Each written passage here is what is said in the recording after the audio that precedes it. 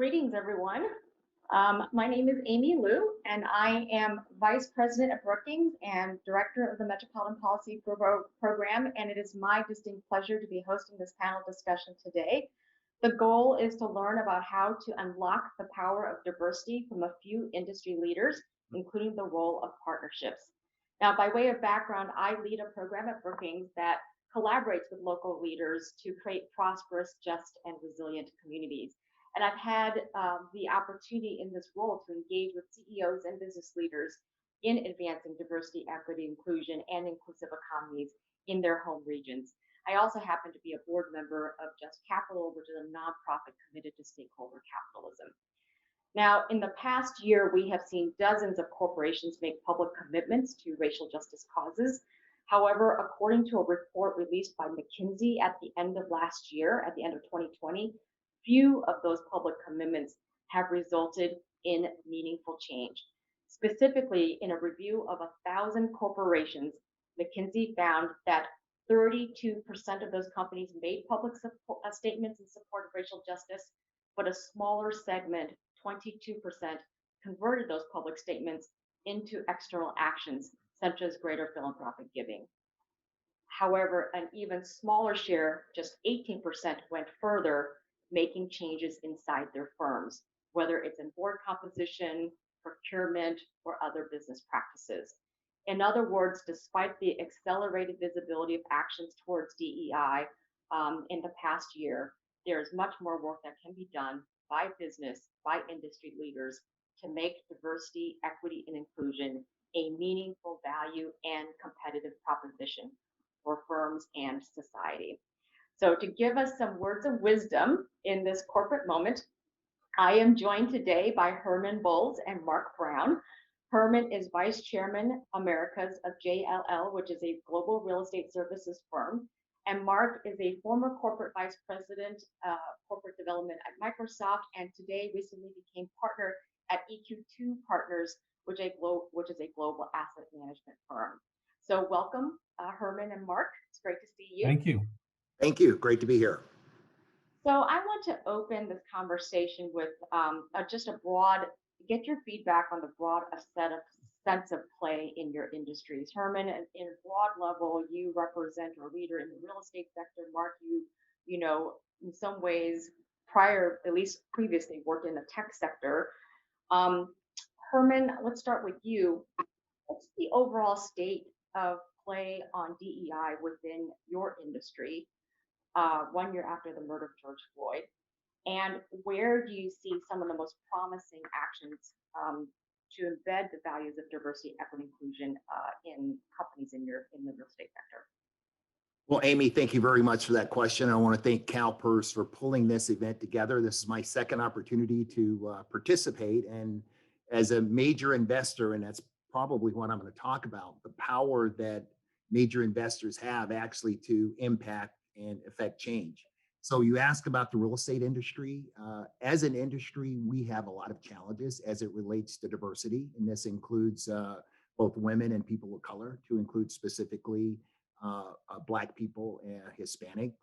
And the reason for that in real estate, and I think Mark will probably have some of the same things from his investment management area, is real estate is a relationship business. And particularly historically, it's been controlled by families. And it's, somebody, you get a deal done. And even though corporations are involved in it now, that relationship component of it is still there historically. Now, what has happened since the George Floyd incident around the world, right? Everybody is more aware. There seems to be more of a consciousness that's going. But I'll tell you what I see changing in the real estate in companies such as Mark's former company, Microsoft, is a perfect example. When companies demand that there be representation, not only in one way in terms of the firms that they do business with, but also because you can't always do business with a minority firm, right, or women-owned firm. So the other issue is, when I do business with this majority firm, who are the people that are doing that business for and with me?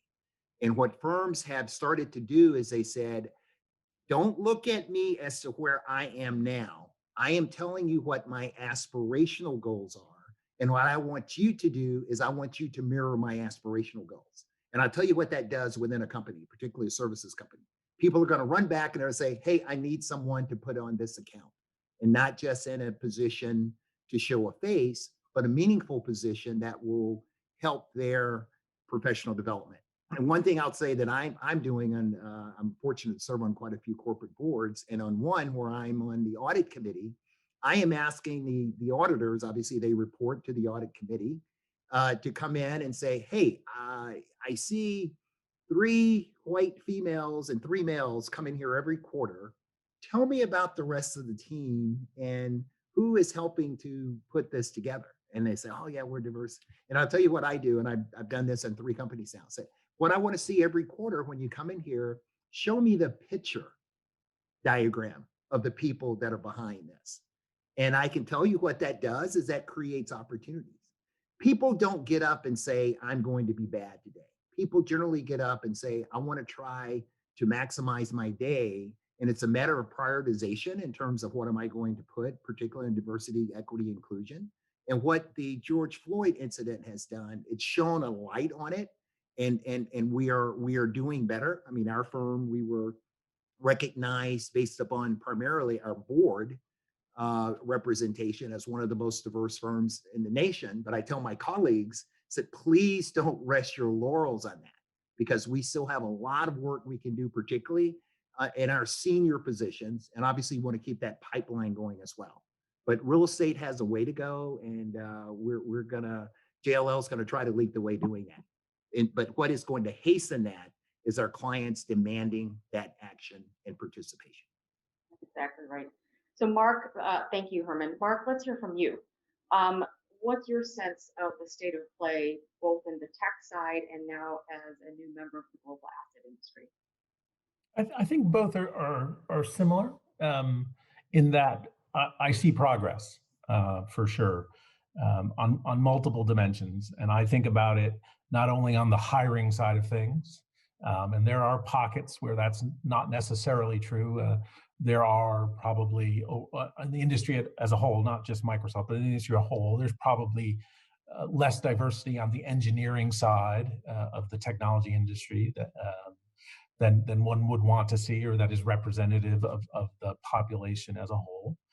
Um, and we need to be careful about that. That the finance organization and the legal organization and the support organizations don't allow there to be less people on the engineering side, because I think what we do know and what the research shows is engineering teams, like other teams, make better decisions when they're diverse. They make better products. They make products that are more representative of the vast variety of users, et cetera. So having that diversity on the engineering side is going to be important. But I don't think it stops at just hiring. It has to address retention. It has to address promotion. And those are 2 areas longer in duration that I think the judgment is still out on not only the technology industry, but the asset management industry as well. We have to let those people move through the system. And I see progress along those dimensions, but I'm waiting to ultimately see that the top ranks are filled with diversity of all kinds as well. And that's going to take some time, and hopefully we'll get there.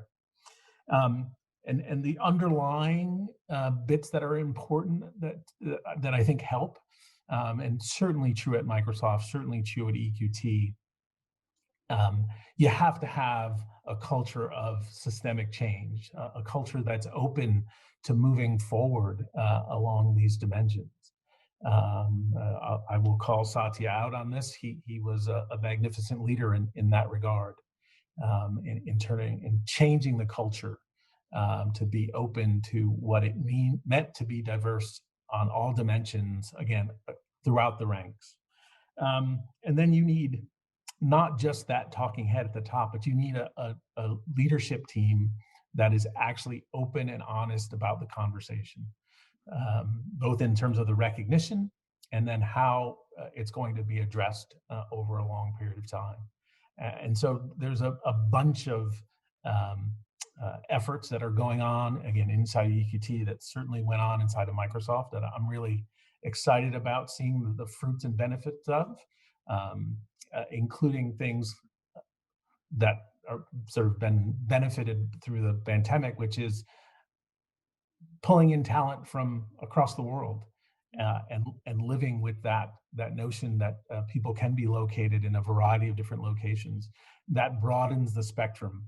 That allows you to not rest on the "we can't" finds and the "we can't, we can't" attracts. Those excuses go out the window now, and so set up for change. We're going to have to see if it actually comes to fruition. And then to Herman's point, we're going to have to hold all of us accountable. I think of it as a two-way street to see that change comes to fruition. I want to ask you both as a follow-up, this notion of having a culture of systemic change. I think that's really important. And I think that this past year, there's been a great awareness that there's been chief diversity officers in many companies, and we have not been able to retain many of them, or they feel that the efforts haven't been very deep. And I think there's a judgment now about the progress that companies are making. In your mind, what does a culture of systemic change look like besides just the appointment of a chief diversity officer? Well, I'll start on that. I think diversity is a business imperative. And let me tell you what I mean by that, Amy. If we look at what's happening to America, and sometime between 2035 and 2040, and Brookings has done some of this research, the majority of America is going to be people of color. So as I'm in boardrooms, as I'm at jail, as I'm everywhere, you think of yourself, as that great philosopher Wayne Gretzky says, you have to skate to where the puck is going to be. So if you think of that, where the demographics are heading, then you ask yourself, who am I going to hire? What products am I going to make for the markets? Who is going to sell those products to the market? So from that, you don't tell people you need to be diverse because it's a nice thing to do. We do that in church. And one of my favorite saying is people have been going to church for thousands of years, but somehow we came out and we had atrocities that are committed. So it's not just the moral aspect of it that it's going to perhaps make change. But what will make change, I'm convinced, is the economic aspect of it. So as I said in boardrooms, and I think about, as we look around, board members, you have to be able to look around the corner, right? That's the best thing you can do, anticipate. It's not what happened yesterday, it's what's going to happen tomorrow, and is the management team ready for that? And as we think of diversity and you understand what is happening there, and the point Mark said, that diverse teams make better decisions, that's been proven over and over and over again, you make it a business imperative. And this where I get to where to get people on the same sheet of music is, you have to answer the question, why are we doing what we're doing, right? Because we all come to everything we do with our unconscious biases and our experiences, et cetera, et cetera. And if we don't go through that analytical process to say, why are we doing this? And it's important for leaders to model the behavior that is necessary, but you're doing it for the long-term benefit of the organization. And I think some of the systematic change will come as a result of whether regulatory, and we all know the board law, for example, in California, right, where they mandated females, and now they're going to other disadvantaged groups to be on boards. Okay, that's certainly one way to do it, but you still got to understand what is the why. We're all humans. We all question what we're doing, and if we can get that alignment of the why, that it's better for everybody. And we've got to get out of the idea that it's a zero-sum game. The idea is we have to make the pie bigger where everyone is better off. Mark, do you want to add? I couldn't have said it better than Herman said it. And I'd only add and underscore really that employees are, in most companies, are your greatest asset. And you have to, I think, do what you can to maximize their well-being so that they can be the best people that possibly can be for you as a company when they come to work, when they're doing work, when they're in front of customers. And to do that, just like if there was a an earthquake in Puerto Rico or a flood, where you would want to know that your employees are okay. That's the same mentality I think we should broaden and take to everything related to our employees, all of our employees. We should take care of them in that manner, from that framework. And that would just go to underscore what Herman said so eloquently. Mark, let me stay with you and ask you a question about talent. You said earlier in your opening statement how important it is that we create pathways for leadership, not just among engineers, but in other key positions, particularly around product development of all kinds. And Herman, you obviously talked about leadership at the highest levels as well, executive teams, decision-making teams, things like that. So Mark, how, well, at least when you think about the private equity industry, what is the best way to cultivate leadership and diverse leadership and retaining diverse leadership in that industry? It's a great question, and it goes back to the three areas I mentioned earlier, where hiring is awesome, and it starts there, right? If you don't have a wide, diverse set of people coming in the top of the funnel, you're never going to get the leadership and opportunities at the tail end. And there's no silver bullet. Would be the ultimate answer that I would have. But you have to start in on it. You have to realize to retain people is just different. It's different by individuals. And you have to push yourself to recognize that the problem actually may be you, not the person. That you need to change, again, to make them see their full potential, which will benefit your organization in the end. And I think that's, again, where you change that lens to have the focus on the person, the individual, is really helpful. I'd also sort of underscore what Herman was talking about earlier, where pushing your suppliers, the law firms, the banks, the LPs, let's hold each other mutually accountable for, again, not only the hiring part, but for the promotion and leadership part as well in both of our organizations. We should be doing the same thing for our portfolio companies, where, again, it's not just the boardroom, but we need a diverse set of people throughout the organization. And we're focused on it from an EQT perspective, but we need to continue to do that, and not believe that just because we've sort of checked the box at the ESG board level, that somehow we've accomplished all that's possible in terms of diversity throughout the organization. Let's talk about partnerships. Let's go to you, Herman, because that is a big part of the panel discussion today. I do think that individual corporate action is really important, but to get to scale, I think we need a partner and do things collectively. In your mind, what are some of the most effective partnerships that industry leaders or companies can forge to make good on their commitments to DEI? Well, one of the things that happens every year, there's a conference called the Black Directors Conference. Melanie Hobson and John Rogers are the primary sponsors of it from Ariel Capital. And one of the things we talk about, we get the most senior Black board members from Fortune 500 companies together. And obviously, we all understand what our fiduciary responsibility is to shareholders, right? But we also think about the stakeholders, which includes the employees and the people in which where we operate.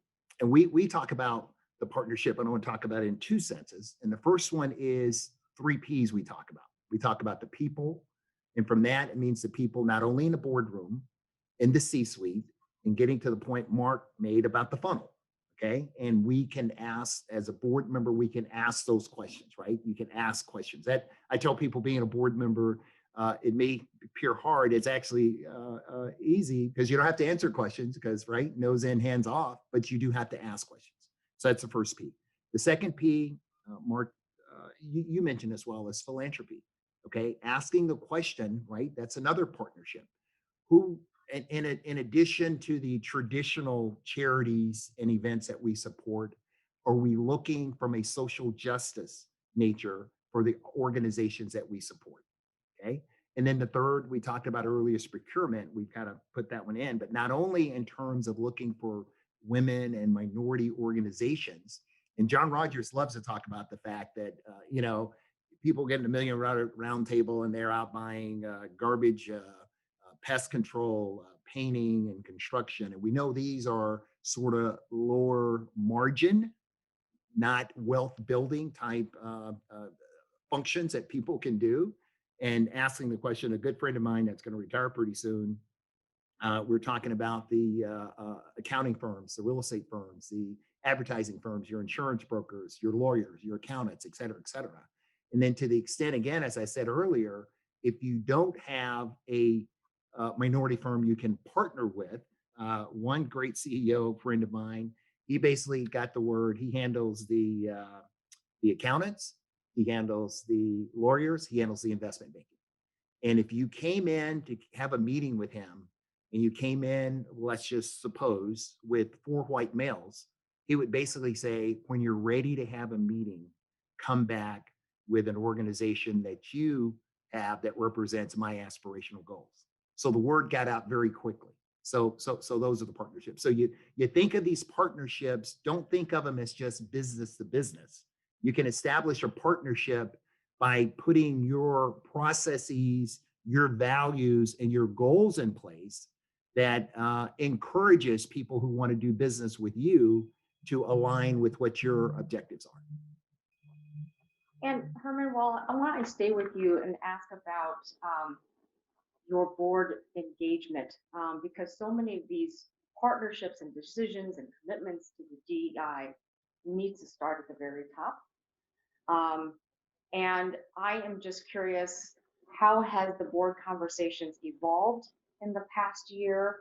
And do you see what are some of the most promising changes you're seeing in the board conversations? The board conversations have definitely changed for the positive. And as I look out, I've been doing public boards for over 20 years. And, much of the time, most of that time, I've been, the only person of color in the room. And you have to, I tell people that are doing this, you can't just go in and be, quote unquote, the woman director or the Black director. You have to be a director. And what that means is that you have to have a foundation of business and the ability to evaluate the corporation, ask those questions that I talked about that are meaningful. And if you think about it, every board puts together a board matrix, and you're looking for somebody that's an expert in some of these areas. And if you'll note, whether you're the finance expert or the technology expert or the cyber expert, that's going to just be 10 to 15% of the time of the conversations. So the other 85% of the time, you're evaluating and you're voting on and you're questioning things that are not perhaps your primary expertise, but you're on that board because you have this ability to have a general review of something and ask the questions to get the right decisions. And what I've seen happen, there's no doubt about it. And I've been a proponent of diversity from gender and ethnicity, my entire life, just based upon my life experiences growing up in Alabama. Now, I don't think I'm doing anything different. However, the ability to have those discussions is much more impactful now because, again, part of it is the atrocity that occurred with George Floyd. Part of it is the fact that the news is staying on it. The news cycle, normally these things, right? Rodney out in California, right? 6 weeks, that news cycle was gone. This has been over a year and we're still here, and people are kind of demanding that wrongs at least be righted. So the board responsibility is to ask those questions, to hold the CEO and the senior management team accountable, and doing it in such a way that it is not antagonistic. You've got to build on the successes. And I often get asked this question, well, should XYZ company be doing ABC? And the answer to that is, I don't know. Every company is starting from a different point in this journey. And if you go out and there's a little progress and you slap them on the hand because that's not enough progress, that may not be the right thing to do. Everything is relative to where they're starting, but you have to have this concept of continuous improvement, accountability, and consequences for action. Mark, prior to our session today, we talked a little bit about one of the most inherent tensions within the asset management industry when it comes to the commitment to diversity, which is this tension between portfolio performance and promoting diverse talent. What do you make of that tension, and how should leaders navigate that? Well, it's a very interesting question. And as we talked a little bit about before, it won't surprise you to hear me say we have to beat back against the premise. It is the false premise. And we talked a little bit about it before. The diverse teams making better decisions, document it, we move on. Diverse teams making better product decisions, making decisions that are making products, AI, other software in the technology space that is more representative of the people who are in the community, who are going to be the users, et cetera. So we need to beat back against the premise, because I think if you get caught in that dichotomy at the very beginning, it becomes a bit of a lost cause, because you can't win that battle. What I think again, it goes back to is we can't let the we can'ts overwhelm the system. And so performance, diversity are joined at the hip. They aren't opposed to each other. So whether it's in the hiring, the promotion, all of the different processes there, or in portfolio performance and returns, picking managers, finding managers. The VC industry is where it is now, but a lot of firms were first-time funds at some point. A lot of firms that are 15, 20 years old now were first-time funds at one point. The whole industry was a first-time fund at one point.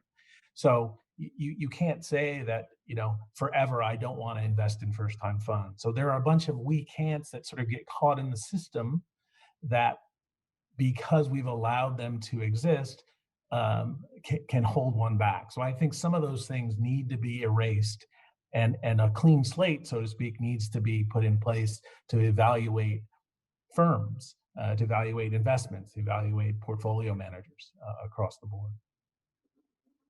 So we have just about 3 minutes left. So I want to just close with a final question for both of you.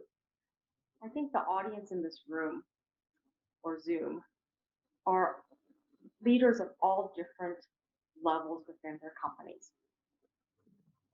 And there is greater awareness for sure in the past year about the importance of embracing diversity, equity, and inclusion. But what's the advice you have for leaders, for managers, for employees that are tuning in? What can they do in this moment to make sure that this industry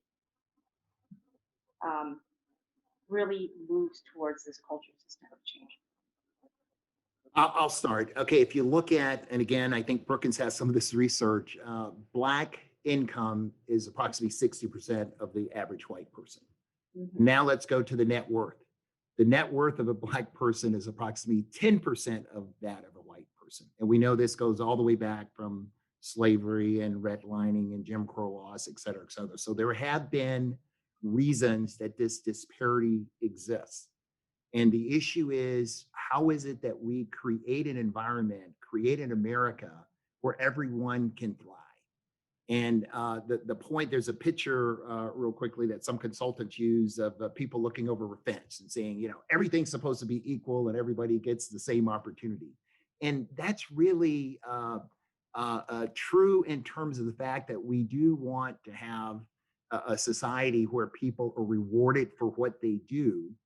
However, at the same time, we have to recognize and take the opportunity to give people an opportunity to make themselves better. So as we look at the investment industry that we talk about, I happen to be on the Real Estate Advisory Council at New York State Teachers. We're not as big as CalPERS, but we're pretty large. And what we are doing there in terms of going out, making sure that our investment managers are, even in their advertising. I mean, we had one of our people came up and they're sort of almost in an inner city and they put their marketing material out and there was not one Black person in the marketing material. You just have to say, well, what is going on? And that's because they didn't have somebody in the room. They didn't do that on purpose. They didn't say we want to make you angry. But again, that consciousness to make sure that you have people in the room that can give you a perspective that will help you make a better decision. Mark, 30 seconds. I'll be brief. I think we need action. Don't let the perfect get in the way of you acting. I think we've talked about it several times about the importance of it. But we need actual action now, whether that's on the hiring, promotion, retention side, whether that's on the supplier diversity side, whatever it may be, act. Great, thank you so much. I know we just scratched the surface of this big historic topic, and what I walk away with, we need deep commitment for Herman, and we have to have agency, as what Mark said. So I want to thank you both for this really great conversation, and I am now going to turn it over to Marlene, who's Chief Diversity and Inclusion Officer at CalPERS, to lead us to the next session. Thank you. Thank you. Thanks.